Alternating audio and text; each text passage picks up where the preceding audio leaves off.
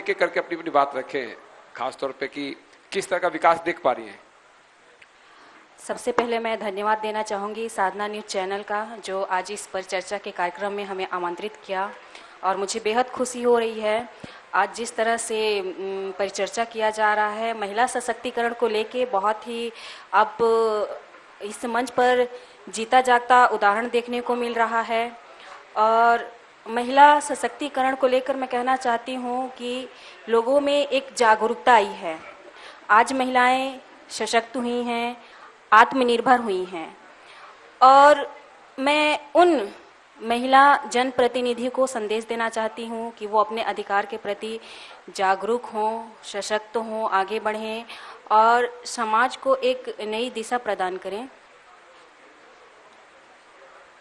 जी, हमारे बीच जिला पंचायत अध्यक्ष भी मौजूद हैं, रेणुका सिंह जी। कैसे देखते हैं, किस परिदृश्य में देखते हैं, कल कैसा था आज को लेकर के, और आगे क्या होना चाहिए, क्योंकि भारत की आत्मा गांव में बसती है और आप जिला पंचायत अध्यक्ष हैं। जी, बहुत बहुत धन्यवाद साधना न्यूज़ चैनल को देती हूँ।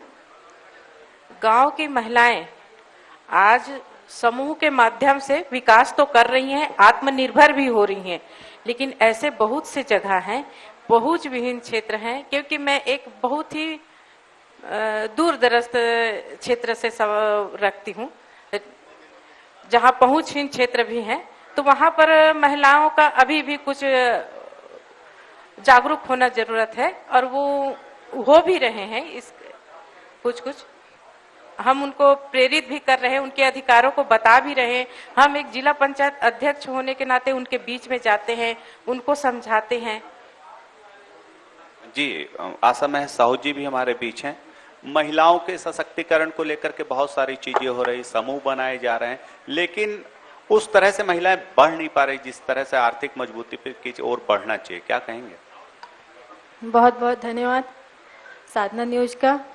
मैं आपको ये बताऊंगी कि महिलाएं हर क्षेत्र में बढ़ चढ़ के भाग तो ले रही हैं, लेकिन उनको पूरी स्वतंत्रता नहीं मिल रही हो उनको कि वो अच्छे से काम कर सके।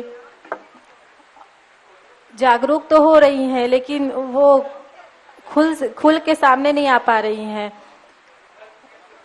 मैं बताऊं कि जैसे जनपद सदस्य हमारे 25 जनपद सदस्य हैं, उसमें से 17 महिलाएं हैं, लेकिन वो महिलाएं जनपद में आती हैं, नहीं आ पा रही हैं। कैसे नहीं आ पाती हैं? उनको थोड़ा सा हौसले की जरूरत है, जैसे कि वो महिलाएं आए, बैठक में खुद ही फैसला लें, पुरुष उसमें इंटरफेयर ना करें। महिलाएं तब जागरूक होंगी, जब तक सामने नहीं आएंगी तब तक जागरूक कहां से होंगी महिलाएं।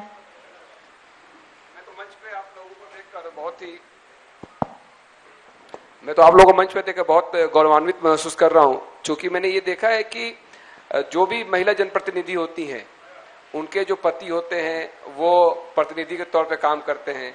महिला उसमें भी आगे नहीं बढ़ती, नाम के लिए वो होती है, लेकिन सारा काम कोई और दिख रहा होता है। बात वही है बस। जी, महिलाओं को खुद फैसला लेना पड़ेगा। जब तक खुद आत्मनिर्भर नहीं होंगी तब तक कुछ नहीं हो सकता। जी, आप कुछ करेंगे? जनपद पंचायत बैकुंठपुर के इतिहास में मैं पहली बार आपको बताना चाहूँगी, ऐसा पहली बार हुआ है कि भाजपा समर्पित जनपद अध्यक्ष और कांग्रेस समर्पित उपाध्यक्ष हैं, और हमने सामंजस्य बनाते हुए ये निर्णय लिया कि जो हम जनपद को जिस तरह से चलाएंगे तो उसमें केवल महिला जनप्रतिनिधियों की भागीदारी होगी, ना कि पुरुषों की, क्योंकि अक्सर विगत सालों में हमने देखा है जिस तरह से महिला जनप्रतिनिधि के नाम पे उनके पति हस्तक्षेप करते हैं। इस चीज़ का हमने सुधार किया और विरोध किया, और हमें काफ़ी हद तक सफलता मिली। क्योंकि गवर्नमेंट ने तो बहुत सारे कदम उठाए हैं, जैसे राशन कार्ड में देखिए महिलाओं का ही नाम होता है। मुखिया के तौर पे एक तरह से राशन कार्ड में अगर नाम हो, अगर वो वहाँ पे कई सारे फैसले ले अपने परिवार के लिए, तो बहुत फैसले जो होते हैं परिवार के हक के में बहुत बेहतरी के लिए साबित होते हैं। कई सारे ऐसे फैसले होते हैं। जी, बहुत ही अच्छा है। इसके लिए मैं सरकार को धन्यवाद देना भी चाहती हूँ कि उन्होंने पहल किया और महिलाओं को प्राथमिकता दिया, ऐसा सोच रखा। और महिला जो छात्राएं होती है उनके एजुकेशन के लिए जैसे सरस्वती साइकिल स्कीम चली थी, आपको लगता है कि जो छात्राएं हैं उनका रेशियो अच्छा हुआ है पहले के वनिस्पत अभी? अभी मैं जितने स्कूल में जा रही हूँ वहां पर मेरे को ये पता चल रहा है कि शिक्षकों की कमी है। जैसे देवाडाड़ स्कूल है, वहां गई थी, वहां पर कॉमर्स के टीचर नहीं है, मैथ्स के टीचर नहीं है। जरोंधा गई थी, वहां पर भी टीचरों की कमी है और शौचालय की कमी है, बाउंड्री की कमी है। ये सब चीजें अगर शिक्षा को सुधारना है तो इनको तो करना ही पड़ेगा, इन सुविधाओं का विकास तो करना ही पड़ेगा। खुद जिला पंचायत अध्यक्ष है तो आप तो सरकार तक बात पहुंचा सकती है। बिल्कुल पहुंचाती हूँ, हर बैठक में बोलती हूँ, ये बातें को रखती हूँ। जी, कहाँ अड़चने कहाँ आ रही है जी, अड़चने कहाँ आ रही है, दिखते कहाँ? अड़चने शासन अब सरकार की है, उनको करना चाहिए। हमारा काम है, हम एक जनप्रतिनिधि होने के नाते समाज की जितनी समस्याएं उनको सामने रखते हैं। अब उनकी काम है कि इसको पूरा करें। निश्चित तौर पे पूरे होने भी चाहिए। अगर ग्रामीण क्षेत्र में अगर किसी तरह की कमी है तो उसको सुधारने की आवश्यकता है। जी बिल्कुल। और अवेयरनेस भी काफी जरूरी है कि बालिकाओं की शिक्षा को लेकर लोग अवेयर भी हो। जी बिल्कुल, बालिकाओं क्योंकि कई बालिकाओं को भेजा ही नहीं जाता है एक समय के, क्योंकि ड्रॉप आउट रेट भी बहुत ज्यादा है। जी जी नहीं, बालिकाएं आ भी रही हैं सर, लेकिन कभी कभी क्या है, दूर दराज के लोग नहीं आ पाते हैं, लेकिन उनके लिए सरस्वती साइकिल योजना है जिसके माध्यम से आजकल बच्चे बहुत उत्साहित हो रहे हैं, लड़कियां पढ़ रही हैं, आ रही हैं, लगातार स्कूल आ रही हैं। लेकिन ये क्या है कि स्कूलों में शिक्षकों की कमी है। जी, आप क्या मानती है बालिका शिक्षा को लेकर? बालिका शिक्षा को लेके जो सरस्वती साइकिल वितरण किया जा रहा है, शिक्षा की कड़ी से जोड़ने का एक बहुत अच्छा माध्यम है। जो दूरांचल पहुंचविहीन क्षेत्र की जो बच्चियां हैं वो प्रोत्साहित हो रही हैं और बालकों की अपेक्षा बालिका शिक्षा के क्षेत्र हो चाहे स्वास्थ्य का क्षेत्र हो वो सर्वश्रेष्ठ हैं और अपने माता पिता के साथ हमारे जिला का भी नाम रोशन कर रही हैं। तो ऐसे अवसर पर हम सभी जनप्रतिनिधियों को मिलके बच्चों को, बालिकाओं को प्रोत्साहित करने की आवश्यकता है। लेकिन ये देखने को मिलता है कि छात्राएं तो एडमिशन ले लेती है लेकिन बहुत जल्दी छोड़ भी देती है, 5वीं के बाद, 8वीं के बाद, 10वीं के बाद, इस तरह ड्रॉप आउट रेशियो बहुत ज्यादा है। मैं तो इसमें ज़्यादा कुछ नहीं कहना चाहूँगी क्योंकि क्या होता है, कभी पारिवारिक कुछ अड़चनें होती हैं और भी बहुत सारी कुछ समस्याएं होती हैं।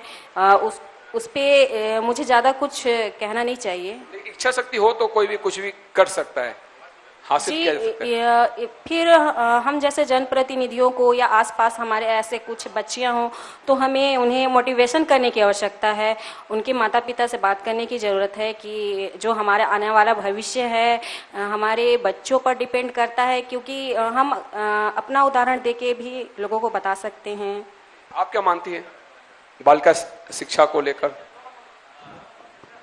मेरा मानना है कि बालिका शिक्षा, जैसे कि बालिकाएं जो पढ़ना चाहती हैं उनको प्रोत्साहित कोई भी, जैसे कि परिवार में कोई कमी हो रही है तो उसको पूरा करके कुछ पढ़ाई के लिए, जैसे कि उसको पैसा नहीं की कमी है तो उसको उसको देकर किसी तरह की अड़चन हो तो उसको दूर करने की आवश्यकता है और इस सब में आप जनप्रतिनिधियों की काफी अहम भूमिका हो जाती है। मुझे लगता है कि इस पर चर्चा को ही समाप्त करते हैं और स्मृति जी। और परिचर्चा की इस कड़ी में हमारे बीच मौजूद है रेणुका सिंह जी, सौभाग्यवती जी और आशा महेश साहू जी, और इन्हें मोमेंटो से सम्मानित करने के लिए मैं आमंत्रित करती हूँ श्रीमती नम्रता गांधी जी को, जो कि मैनेजिंग डायरेक्टर हैं साधना न्यूज MPCG से। श्रीमती नम्रता गांधी जी।